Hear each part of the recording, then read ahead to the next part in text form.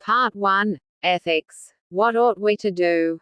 A man without ethics is a wild beast loosed upon the world. Albert Camus. We are often told what we ought or, more usually, ought not to do. We are in the realm of ethics, of morality, of duty. In this realm, perplexities are frequently those of dilemmas. Witness forthcoming tales of the bear, a violinist who is plugged into you, and your opportunity for gainful employment as a hangman. The puzzles here also show how morality seeps into the law, political rights, and even into the understanding of actions. After all, what makes an action my action and one that I intended? When, for that matter, did I come into existence and start performing actions? Lurking behind this part one's quandaries are questions of whether we ever do act morally, whether we ever ought to act morally, whether, in fact, there is any substance to morality at all. Should we be concerned about the plight of others, of the dispossessed, of our treatment of animals, or just about ourselves and a favored few of our family and friends? Such questions also arise with later puzzles, when we try to handle God, religion, and, working at a more earthly level, our relationship to the state, government, and law. Ethics morality is a distinctive human concern.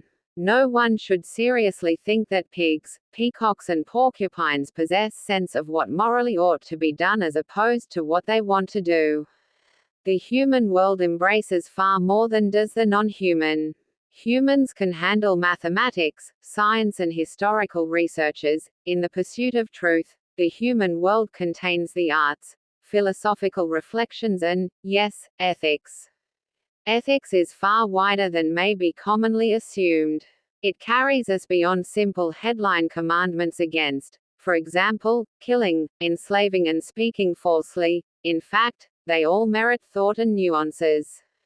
Ethics, as we shall see, gives rise to conflicts between, for example, maximizing welfare and respecting a person's right not to be used.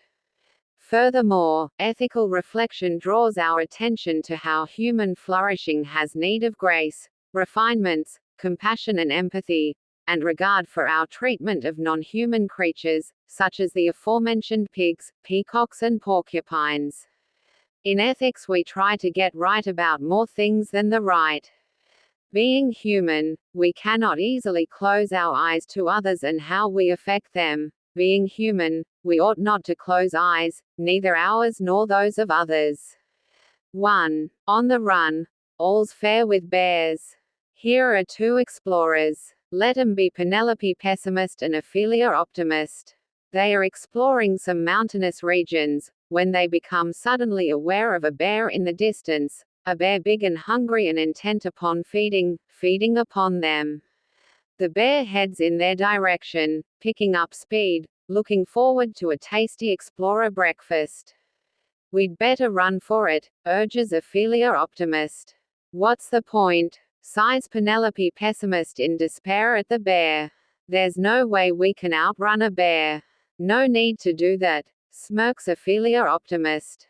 No need for us to outrun the bear, just for me to outrun you. And with that, she's off. What are we morally allowed to do to save our lives? Assuming the bear needs to breakfast on only one, either could sacrifice herself. But does morality demand such self-sacrifice? And who should do the sacrificing? Before readers ask, let us assume that both women know that they cannot overpower the bear. Running is the only answer. In such circumstances, looking after oneself seems, at the very least, morally permissible. Let us delete Ophelia's smirk. Both explorers recognize the tragedy of their plight. They recognize that it would be beyond the call of morality for Ophelia to have to sacrifice herself or, indeed, for Penelope to do so. They both race away from the bear, not knowing who is faster or more skilled at twists and turns. They are letting fortune determine which one escapes, and which one dies. The outcome, though, could be certain. They may know that Ophelia is the faster runner and will escape, so Penelope will provide the bear's breakfast. If so, then Ophelia is letting the weaker, Penelope, go to the wall, more accurately, to the bear's digestion. Yet that is no good reason for Ophelia to sacrifice herself. After all, were she to make such a sacrifice, we could wonder why Penelope ought not to be sacrificing herself instead. And what value exists in their both yielding to the bear? They are not lovers who cannot live without each other. Let us modify the tale. The only way one can be sure of escape is by tripping up the other. We probably think that doing that would be morally wrong. Maybe it would be unfair. It is unfair for one woman deliberately to interfere with the other. Yet how is it fair in the first place that one woman runs faster than the other? Is it morally permissible for you to save your life, if an innocent individual's death results? We swim in murky waters here. Let us focus. Consider only cases in which the life of solely one innocent person is lost through saving your own life. To avoid complexities of families, lifespan and so on, we assume that the individuals involved have similar responsibilities and potential for happiness and contributions to society. Here are some different scenarios to test what we sense is permissible. Suppose that Ophelia and Penelope are in a queue, Ophelia at the front. A crazed individual is facing the queue, firing a revolver. Ophelia ducks to avoid being shot. As a result, the bullet kills Penelope. Ophelia, in defending herself, helps to bring about Penelope's death. Yet even if she foresees that Penelope will be shot, perhaps Ophelia lacks time to warn her. Ophelia does not intend Penelope's death. Her death is not the means whereby Ophelia saves herself. Had everyone in the queue ducked, maybe no one would have been killed. Penelope was an innocent and unlucky bystander. Contrast the above with a different queue example where Ophelia, to avoid being shot, pushes Penelope in front of her. Here, Ophelia is using Penelope as a shield, without informed consent. Surely, Ophelia is not morally permitted to do that. This suggests that an important, morally relevant feature is whether a person is being endangered through being used as a means of defense. Ophelia, if using Penelope as shield, shows no respect for her. She is using Penelope solely as means to an end. According to many, that is morally wrong. Full stop. Respect for human beings involves treating them as rational agents, free to consent or not to how they are to be used. Respect for a person is central to the moral philosophy of Immanuel Kant, the highly influential, 18th-century Enlightenment philosopher. We see moral questions of respect arising when viewing another contrast. A runaway tram hurtles towards you. You are trapped on the tracks, but you have a wireless points control, so you are able to divert the tram onto a siding, thus saving yourself. Unfortunately, you know that there is a worker lying unconscious on the siding's tracks. By diverting, you save your life, yet bring about the worker's death. That may or may not be morally permissible, but it certainly is not as bad as what you do in the next scenario. Once again, the runaway tram is hurtling towards you. The only means of saving your life is by firing a rubber bullet at a passerby near the track. The passerby, stunned, falls onto the track and is killed by the tram, bringing it to a halt. Thus, you are saved by using the passerby as a shield. The passerby's death is the necessary means whereby you are saved. Unlike the worker's death, you are certainly disrespecting the passerby. A person surely has a right not to be used in that way. That right amounts to its being a significant, fundamental moral wrong to deploy someone thus, without consent. When we use someone as a shield, we are transferring our misfortune to someone else who is required to suffer. There are, then, two morally relevant factors. One factor concerns the misfortune transferred and its significance for the recipient. If the only way to save my life is by causing an innocent person, as a shield, to have her nail varnish tarnished, well, that is morally acceptable, and if the shield protests, then she displays selfishness, lacking a sense of proportion. If I grab the fine silk scarf from a gentleman, the scarf needed to stem arterial blood flowing from my thigh. I have doubtless invaded his property, but saving a life at the cost of a silk scarf is a good deal, even if he complains about my violation of his property rights. The second factor concerns the transference itself. In the shield examples, it is deliberate and required. In the other examples, the life would be saved, even if no misfortunes were to occur to others. We may, though, question this distinction's relevance, if we know the misfortunes will in fact occur. You have a right to defend yourself from the tram by diverting it, but if you foresee that the worker's death will result, are you not behaving cruelly in passing that misfortune buck onto him?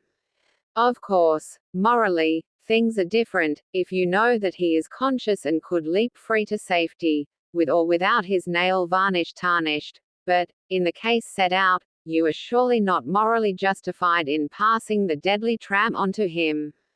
The unconscious worker is, so to speak, an innocent threat to you, a threat in that his presence, it seems, morally prevents you from doing what would otherwise be permissible to save your life, namely, diverting the tram. Returning to the bear, where does this leave the morality, or otherwise, of Ophelia taking to her heels, knowing that Penelope is likely to be eaten? After all, Penelope does need to be caught and feasted upon, to ensure that the bear does not continue to chase Ophelia. It may appear as if Ophelia is passing her misfortune to Penelope, minimally, that is as morally bad as you're diverting the tram onto the unconscious worker. Yet we may feel that here, every woman for herself, is morally acceptable. Perhaps the relevant difference between the shield and bear examples concerns the tale's starting points. With the bear, the two explorers are in it together from the start, both are exposed to the bear's hungry eye. With the tram example, you alone are initially exposed to the danger. If you take no action, the worker is safe. If Ophelia takes no action regarding the bear, Penelope may still be exposed to the bear's dining desires. If the crazed gunman is out to shoot anyone, then again we may think that all in the queue are party to the misfortune.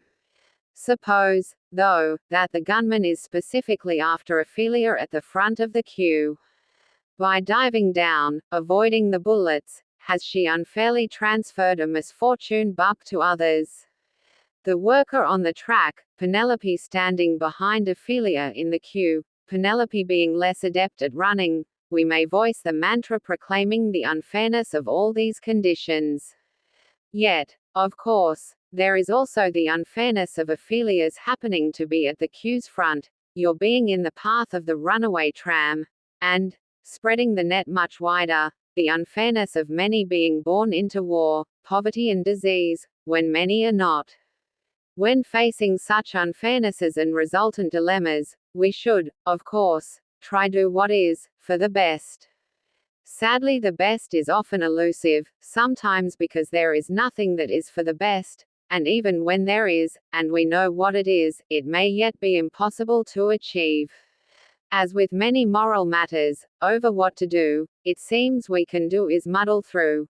Well, all we can do is muddle through. 2. Just helping ourselves. Here are a few words, courtesy of John Aubrey, about Thomas Hobbes, a great 17th-century political philosopher. People often warmed to Hobbes when they read them. He was very charitable to the best of his ability to those that were true objects of his bounty. One time, I remember, going in the Strand, a poor and infirmed old man craved his alms. He, beholding him with eyes of pity and compassion, put his hand in his pocket and gave him 6 pence. Said a divine, Dr. Jasper Maine, that stood by, "Would you have done this, if it had not been Christ's command?" "Yea," said he. "Why?" quoth the other. "Because," said he, "I was in pain to consider the miserable condition of the old man, and now my alms, giving him some relief, doth also ease me." The moral often drawn from such tales is that we never act other than out of self-interest, that is, selfishly. It is true that sometimes we help others, but this is only to ease our distress at seeing them in distress. It is our distress that ultimately motivates us. Duty is never our true motivation. The suggested story is that all our actions, despite contrary appearances, are really self-interested or selfish. The mother who runs into a burning house to save her child is motivated by fear of how she would feel if she let her child die. Saints who sacrifice their lives, defending their Christian beliefs, are motivated by desire for an afterlife in heaven rather than hell. Atheists who, out of duty, volunteer to help the homeless really just want to feel good about themselves and perhaps impress their neighbors. The ultimate consideration, to keep in mind in preparation for challenging the above, is its background assumption that when we perform any action, we must have some motivation, and that means that, in some sense, we want to do it and so we act to satisfy that want. But if we are doing something to satisfy our wants, then we are acting selfishly. That is the catch-all argument. What we want may not coincide with what is in our own interests. We often make mistakes about what is best for us, so the reasoning needs, more accurately, to speak of how we always act in accordance with what we want or what we believe to be our own self-interest. Is it possible to do anything that is not, in some way, self-interested? Various philosophical puzzles rely on views about what is, really, the case. Curiously, students, and some philosophers, once in philosophy seminars, seem quickly to come to know or apprehend what is really so, even though this differs radically from what is reckoned to be really so outside the seminar room. It takes very little reflection to lead certain philosophers and students into believing that we never, really, know anything much, can never, really, be certain of much and are not, really, free, even though it seems that, in our everyday lives, we frequently can tell whether someone knows something, is certain of something and did something freely. What are we to make of the claim that, really, we never act primarily out of concern for others? It may be an empirical claim, one that we assess on the evidence around us, yet if that is so, it looks to be false. People certainly seem, on occasions, to act purely out of concern for others. The self-interest claim, though, is often put forward in such a way that it cannot be refuted. Whatever examples we give of selfless actions, the response is, so if she did X, it must have been because really she wanted to do X, and so she was self-interested after all. It looks as if altruism and acting solely for the benefit of others have been ruled out of existence, for just wanting to do these things is sufficient to show that the person doing them is not altruistic but selfish. Some years ago, I saw Mrs. Thatcher, then Prime Minister, being interviewed about a hospital crisis. Nurses were going on strike. At one point, Mrs. Thatcher said, "But nurses do not strike." The interviewer was flabbergasted. He pointed out that there, on screen, were pictures of nurses in Trafalgar Square, waving banners, announcing that they were striking. Replied Mrs. Thatcher, "They're not true nurses." What had started off as a claim about the world which could be investigated, an empirical claim, the claim that nurses do not strike, became in Mrs. Thatcher's worded worldly ways a claim that would be true come what may. No one would be allowed to count as being a nurse, if she or he went on strike. The move from an interesting empirical claim to one made true by linguistic fiat, is arguably at work when people tell us that all our actions are really self-interested. If it is an empirical claim, let us test it. Is it the case that mothers rush to save their children only through fear of their own future distress? Why believe that? Is it true that if anyone sacrifices his life for a cause, he is really doing it for his own benefit? Why believe that? If there is evidence that shows these things, let us see it, but let us not use the theory plucked from where. That all actions are self-interested to conclude that any seemingly altruistic action must really, even unconsciously, be selfish. Recently, there has been a tendency to move away from the level of people to that of genes, famously summed up by Richard Dawkins' book titled The Selfish Gene. Of course, genes are not the kind of things that can be selfish, and, if any metaphor is sought, vain would be better, insofar as genes replicate themselves. Genetic considerations lead some to speak of altruism, really, being a means for genes to increase their replication success. Altruism is nothing but gene survival or human self-interest in play. That is dangerous talk. Just because it is true that there are causal explanations, in terms of genes, replication and variation, for the existence of people with the range of features that they have, it does not follow that therefore no one is ever altruistically motivated. Just the reverse. The explanations are explanations of how it is that there is genuinely altruistic behavior.